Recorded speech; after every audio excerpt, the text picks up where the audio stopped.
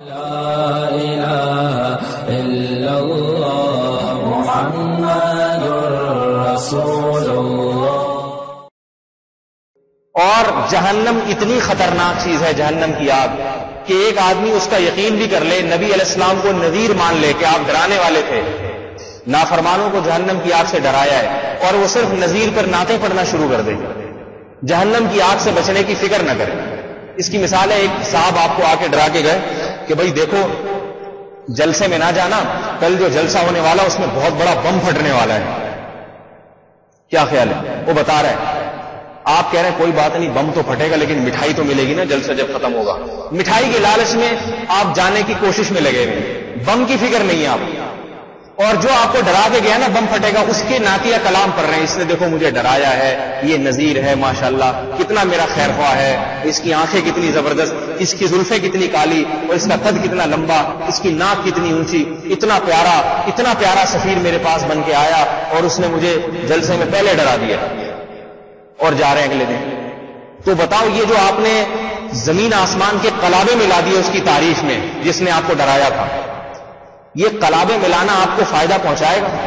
کوئی فائدہ نہیں، کیونکہ آپ پھر بھی گئے جلسے میں، اور بالآخر اگلے دن اخبار میں آپ کا بھی نام آیا،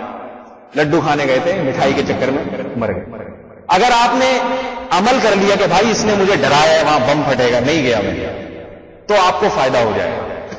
محمد صلی اللہ علیہ وسلم نے جہنم کی آگ سے ڈرایا ہے، کنتم علی شفا حفرۃ من النار فانقذکم منها۔ اللہ صحابہ کرام کو فرماتے ہیں تم بالکل جہنم کے کنارے پر تھے، آگ کے گڑھے کے کنارے پر تھے، اللہ نے محمد صلی اللہ علیہ وسلم کے ذریعے تمہیں اس آگ سے پیچھے کو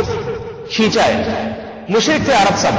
صحابہ کرام بھی شرک کیا کرتے تھے، نبی علیہ السلام کی دعوت پر توحید قبول کی انہوں نے۔ اللہ فرماتے اگر اسی حال میں موت واقع ہوتی جہنم کے گڑھے میں، بالکل کنارے پہ پہنچ چکے تھے، اللہ نے تمہیں اس جہنم کے گڑھے سے پیچھے کو کھینچا ہے۔ تو میرے بھائی اتنا بڑا احسان نبی علیہ الصلوۃ والسلام کا کہ پوری انسانیت کو بتایا کہ مرنے کے بعد یا تو جنت کی کھڑکی ہے یا جہنم کا گڑھا ہے، آگ ہے۔ تو اگر ایک آدمی اپنے آپ کو اس آگ سے بچانے کی فکر نہیں کرتا، اور یا رسول اللہ کے نعتیہ کلام میں زمین اور آسمان کے قلابے ملا دیتا ہے، کھاتا وہی حرام ہے،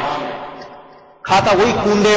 اور تیجے۔ ابھی بھی تیجا ہو رہا تھا یہاں پہ، اتنا بولتا ہوں میں تیجوں کے خلاف، چالیسوں کے خلاف، مردوں کے نہیں کھاؤ حلوے اور مانڈے نہیں کھاؤ، پھر بھی لوگ کرتے ہیں،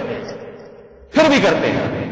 مر جائے گا تو تیسرے دن کھائیں گے بوٹیاں تمبو لگا کے، سمجھ میں نہیں آتی اس قوم کو ہو کیا گیا ہے میرے بھائی۔ خدا کی قسم یہ تمبو اور یہ بوٹیاں جو ہے نا، مرغے، یہ جہنم کی آگ سے نہ مردے کو بچائیں گے نہ کھانے والے کو بچائیں گے، یہ انگارے پیٹ میں اتارے جا رہے ہیں، تو پھر بھی وہی کام کریں گے۔ تو محمد صلی اللہ علیہ وسلم نے جہنم کی آگ سے بچنے کا جو طریقہ بتایا ہے، اس میں کنڈوں کا، قرآن خوانیوں کا، تیجوں کا اور چالیسوں کا کہیں بھی تذکرہ نہیں، کہیں بھی نہیں۔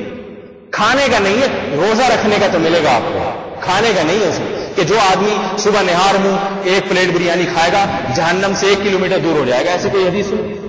جو اتنی مرغی کی اتنے حلوے کھا لے گا، اتنی بوٹیاں کھا لے گا، اللہ تعالیٰ اس کو جہنم سے اتنا دور کر لے گا۔ محرم کے بارے میں موضوع من گڑت حدیثیں، جو دسترخوان وسیع کرے گا اس کے رزق میں برکت ہوگی، موضوع من گڑت روایتیں، ان کی کوئی حیثیت نہیں ہے۔ روزہ رکھنے پر ہے جہنم سے کافی دور ہو جاتا ہے انسان، اور جو ہے نا روزہ ڈھال بن جاتا ہے گناہوں کے درمیان، جہنم کی آگ کے درمیان۔ کھانا پینا چھوڑنے پر تو ہے، کھانے پر فضائل نہیں۔ کھانا انسان کی ضرورت ہے، کھائے اس لیے ضرورت پوری ہو جائے، نہیں کھائے تو خدا کے لیے پھر بھی وہی کرتے ہیں۔ ابھی میں نے دیکھا ہمارے گلی کے سامنے ہو رہا ہے سب کچھ، یہی نماز پڑھتے ہیں، یہی جمعہ